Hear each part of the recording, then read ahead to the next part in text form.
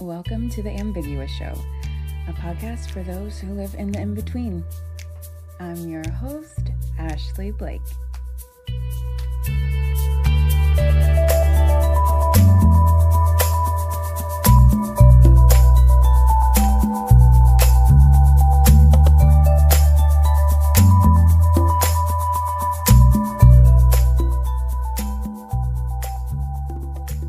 Hello, and welcome to another episode 5.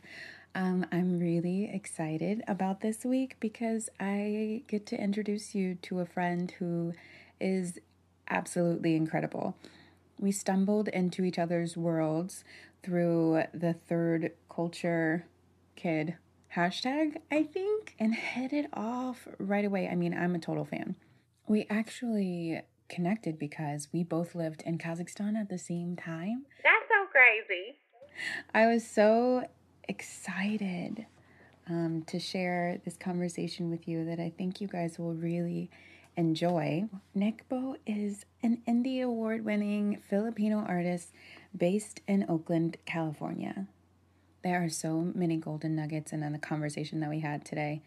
And I really wanted you guys to be able to hear a little bit of their story and, of course, their music. But there were so many special gems in there that I wasn't even expecting. So here is my conversation with Nikbo. Every morning in the garden, I pray sweetly for our protection.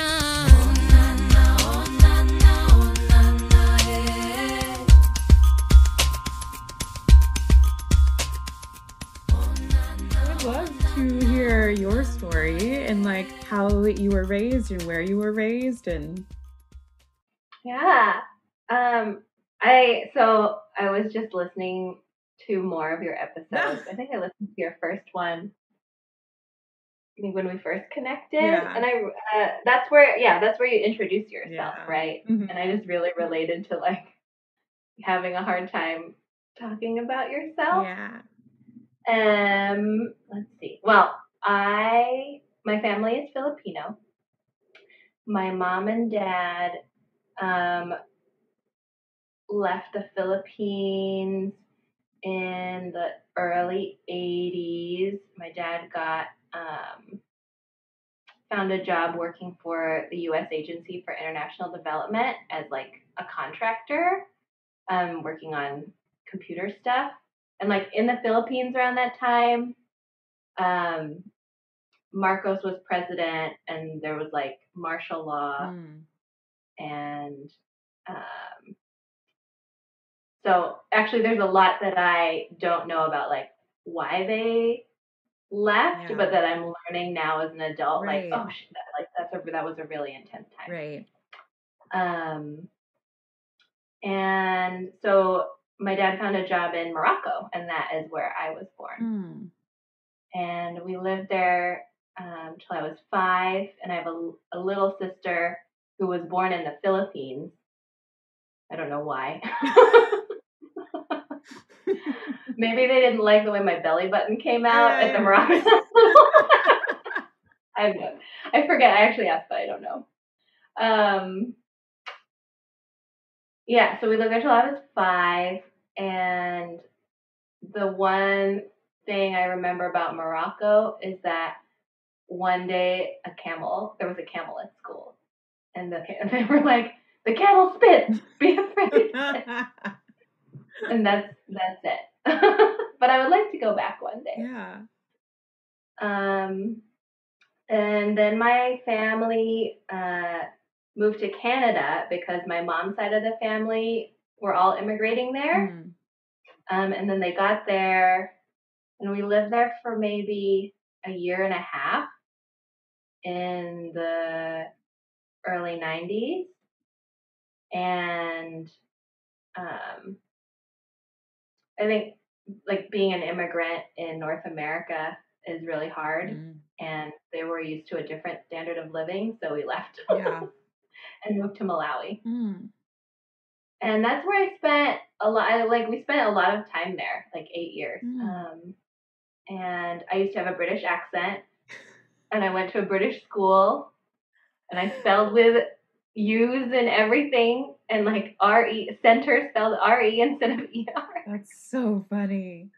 Did you ever have to live in a British colony? I did not, Mhm. but I don't know, the school that I went to in Kazakhstan, like our teachers were mostly New Zealand and Australian. Oh, And really? so yeah, so we learned like link and had questionable. We came out very interesting. I will say that my brother, one of his first music projects, everyone in my family are musicians, but one of his first projects was a British rap album. And that sums up. That sums up.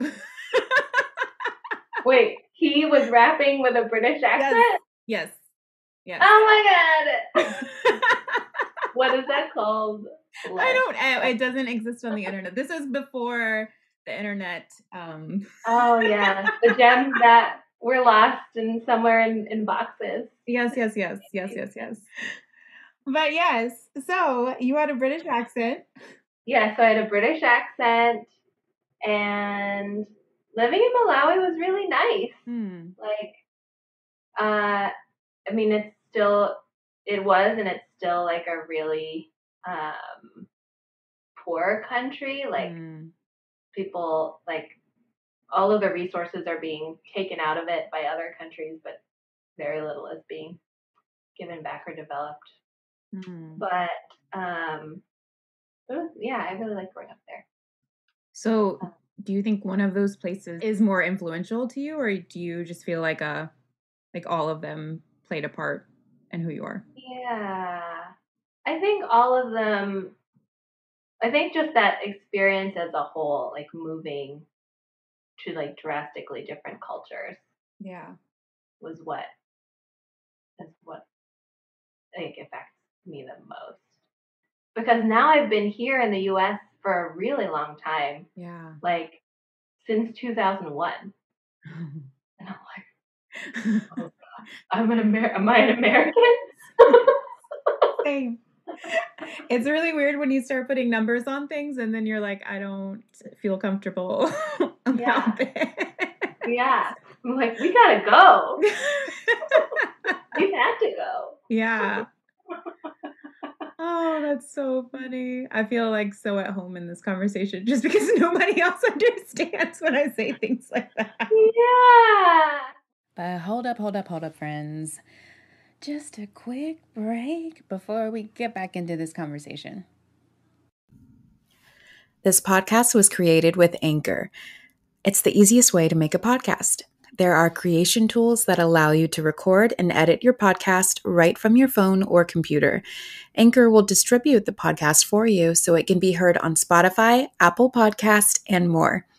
You can make money from your podcast with no minimum listenership.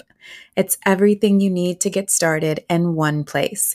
Download the free Anchor app or go to anchor.fm to get started.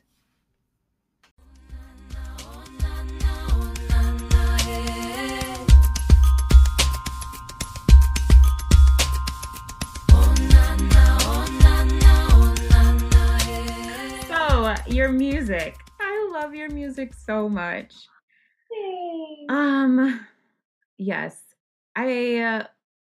So many things. So, I saw on your Instagram when I was stalking you that you used to go by Ken, correct? Mm-hmm. Okay. Yeah.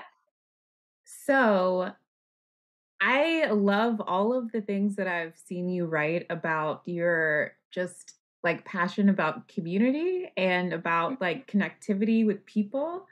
And I feel like your music is so good at facilitating that. Like, I just feel very connected to you through your music. And so, I don't know. I just wanted to see, like, what thoughts you have on, like, the idea of Ken, even if you don't go by that, but like that fueling kind of, I don't know if that did fuel your creativity or like what influences you in that way. Yeah. Yeah. Oh, that's a good question. I I have a much easier time writing songs for other people. Like I'll like hold a person in my head that's like celebrating something or like sad about something or going through something and like writing a song for them to help to like yeah, just to like validate that experience comes a lot easier than like what do I want to write about myself? Yeah. So I think that's part of how that relates creative wise. But then also like I think one of the things I've started realizing this year because of 2020 and how important like community like people's relationships with each other really are. Like Yeah.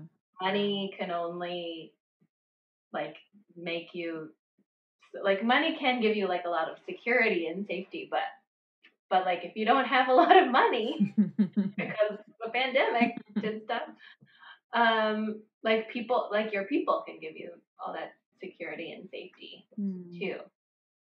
Yeah, so when I came to the United States, I think one of the like well, I guess it started before I came too, but I've always been like an outer one of a coach I used to work with calls me like an echolocator, like a whale. Like I'll bounce my experience off of other people or like see what other people are doing, ping off what other people are doing or feeling or saying in order to like locate myself in the like community, I guess. Yeah. In the collective. And I used to think that that was bad because like you're supposed to do it by yourself, like individualism, pull yourself up by your bootstraps. And yeah, and just like a bunch of experiences the last year and a half or so, like starting to work with that coach who was like, that's the way you are. Like it's not good or bad. Yeah. And also then just like realizing like individualism is just a struggle. Right.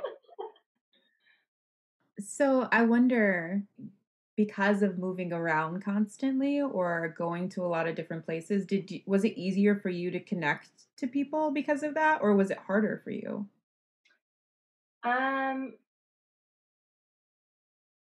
It was easy for me to connect, but I think that came at a cost of not being myself. So like my sister, who is like so like they can't help but be themselves. Yeah. And it's like when I was a kid, I was like, no, you must appease the others. It's like, why are you standing out? You're only gonna get bullied more. Like, yeah, they got bullied so much, and I didn't get bullied at all. But I think that's because they had a really like persistent sense of self, and I was like, I can be whatever you want me to be. Right.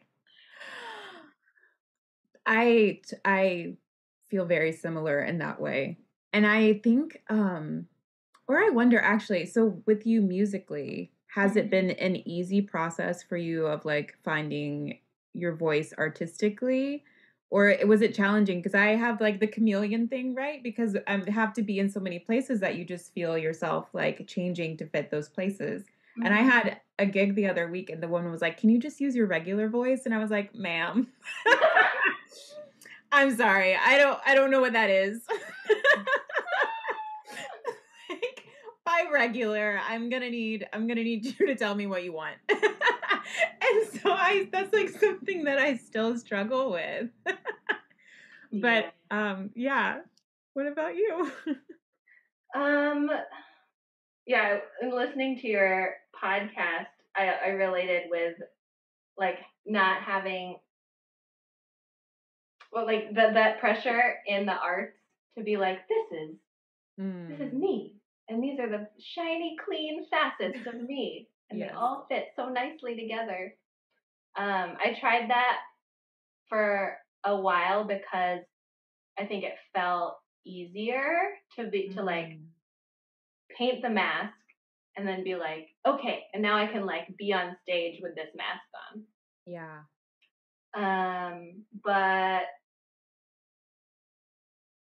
yeah, but now, and I used to be like, oh, being a shapeshifter, like being the chameleon is so bad, or like, why can't you just commit to something? But like, and like the older I get, I'm just like, this is just the way that I am. Yeah.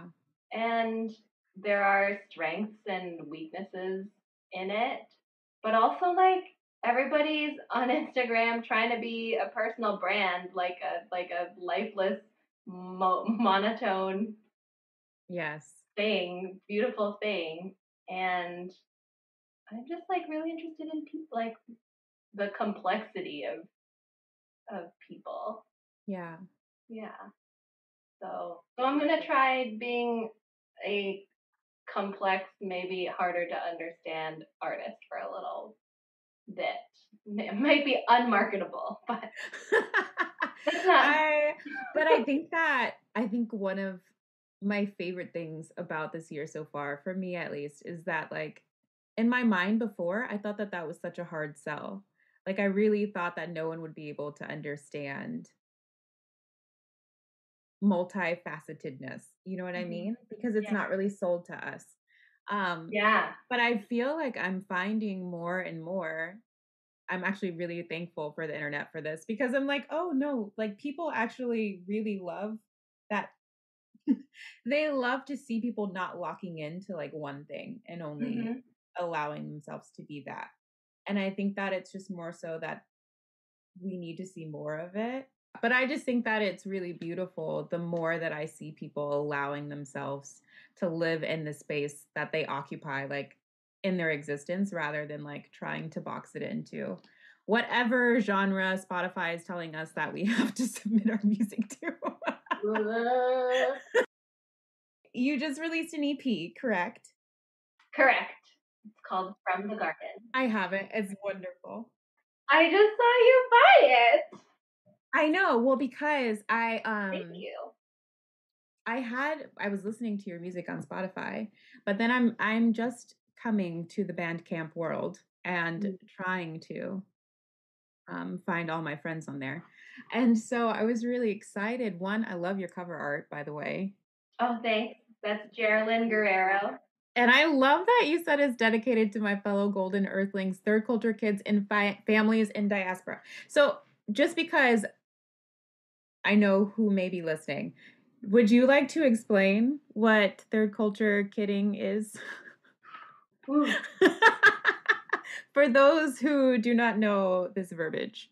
To me, third culture kid refers to, okay, so one culture is the culture of your family. In my case, that was the Filipino culture. And then the second culture is the culture of like where you are being raised, where you're growing up. And for me, that was multiple places. Right.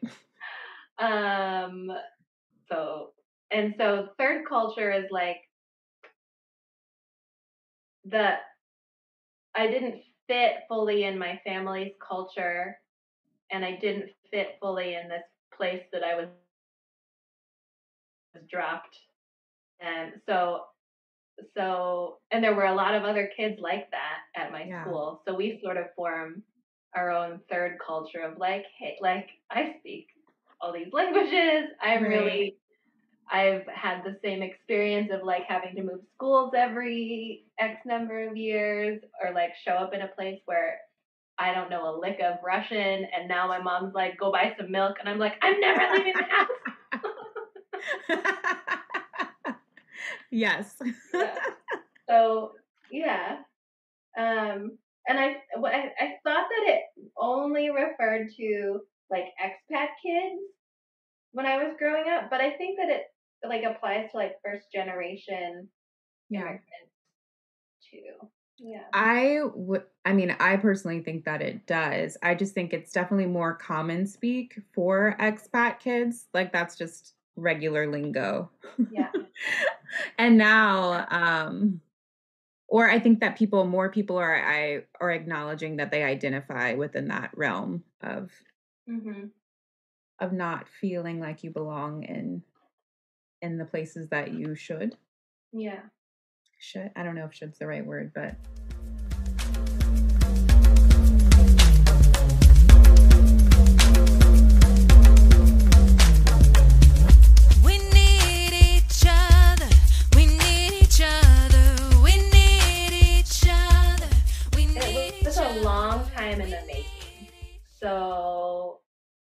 so one of the songs I wrote last year, that was We Need Each Other. I was like in the darkest. I was like, everyone is sad. People are dying. Like, I'm talking about it lightheartedly now, but I was like having a moment, an extended moment of pressure and grief and like just like a lot of pressure in like political organizing stuff and just like living in the United States. Yeah. Living in a pandemic. So I wrote that song last year, but then a lot of the other two songs I wrote 3 or 4 years ago, and I've sort of been like, and I've been playing them out and like playing all my songs out and like getting them, just seeing what resonates with people. Yeah. But also being afraid or like procrastinating on recording them. Because this is my first EP and I wanted it to be perfect. So I just kept pushing it back. But during 2020, I was like, I could die a million ways. Like, this year has really shown me, like, what am I doing on this earth if I'm not like keeping the promises I kept to myself, or like following through on the things that I wanted to do for myself. So I recorded all of the songs last year. I worked with a friend on the production, and it was super fun. I knew that he was the one because he has all these like turtle figurines in his house from all over the world. Oh, really? Yeah. So and he plays a bunch of instruments, and he's like a Canadian Jewish kid who grew up in Northern California, but like learned how to play like Indian classical music when he was younger. That's awesome. Yeah. So we had a lot of fun producing it and recording it, and yeah, now it's here. Yeah. I just want to say thank you for recording it. Thank you for doing that. Sometimes it's so easy to just not share our work. Like I mean, we can make work all day, but then it can just like stay in our rooms. But it's like I don't know, it's always really interesting to see how much meaning it can bring to other people once it's released out into the world. And that's what I feel about this EP. I love it. I think that's what I love about having put it on Bandcamp too, is that and using the right hashtags. Yeah. Instagram is being able to connect with like people instead of just like watch the Spotify numbers. Yes. Yeah. Yeah, that is really different. Mm-hmm. That's really cool. Okay, I do want to just touch on one more thing because I saw your Patreon and I'm so interested in it, but I saw the video that you posted for it and talking about community and like a place to gather, and you said one thing of like joy is not a luxury, which is so interesting to me. That mindset. And you said of being good to the earth and good to each other. I just want you to tell maybe what this dream is, like how you envision this. Also, I would like to be put on whatever list it is to come to this place. Yes. But yeah, I want to tell about your Patreon community and what you've got going on. Yeah. So related to all of like everything we were talking before about like community and like why my first artist name was Kin, like making things with people and like sharing art with people in a live interactive space versus like posting something and then like hoping it goes viral. Right. Like I made lots of money from it, but like not that much money. yeah, like that creative, interactive, joy making part of art is what refuels me. Cause like, I think I used to approach performing in a way that was like really draining, like trying to be perfect, trying to like impress people. Yeah. And like that was not emotionally sustainable, but also like I think people got some benefit out of it, like entertainment, but I think real like something more magic happens is if you're like more present and more real. Yeah. So part of my dream is to have a physical space, and like maybe it's not a space that I own. Maybe I'm like working at like I find a space to like share like support with other people, but a physical space where there's like a studio and a performance space, a studio for like collaborating and making art and recording, a performance space for sharing that art. And I also got really into gardening.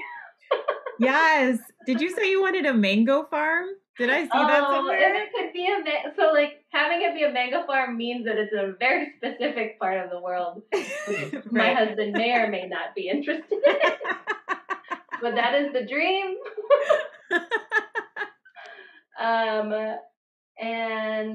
But yeah, just like learning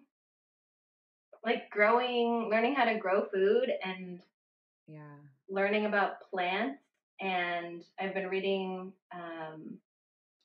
more. Have you read? Do you like to read? There's this book called Braiding Sweetgrass, which is by an indigenous botanist and writer, who so like from her writing I learned like people aren't the only like important thing on this earth. Like humans aren't the only important life form on this earth. Like you can relate to plants and rocks and like the ocean. Right. And when you learn how to, and when you like get humble and like can like relate to all the different parts of the earth, like it'll like some plants thrive better because humans harvest them. Like if they didn't harvest them, they would like overgrow and die. But yeah, I think you would like that book. Yeah. I'm gonna read it. I like reading. And it's like short stories or like essays, so you could like read a little bit and then like put it Oh, that's perfect. for the busy person. Right? The tired person. Busy and tired. That's awesome. Yeah. Did you want to plug anything at all? The album, and I guess one thing I'm working on now related to the creative community piece is a like trying to gather a group of creatives who want to do practical work and like make art and process around like how to be a creative person in a regenerative way in this world that is very extractive. Like the music industry is like be this thing and like sell this and like Spotify is like make art every year. Every day. But every day put out content. Yes. But like how do you if we want to like live long and joyful lives and live in a world that like honors how much time it takes, time and energy and all that it takes to create art, or create anything. I'm trying to, I'm starting to like think or figure out a way to gather people around that. So if that is something you're interested in, I think that's incredible. go Yes. to my website. Yeah, I signed up for your newsletter today. Everyone should sign up for your newsletter. I thought it was really interesting because one of the things that you said in your Patreon video was we know how to rest. And I think that's very interesting because I don't. Yeah. I mean, that is the dream. I'm like not there yet. Yeah. But I'm not going to figure it out by myself. Yes. Yeah.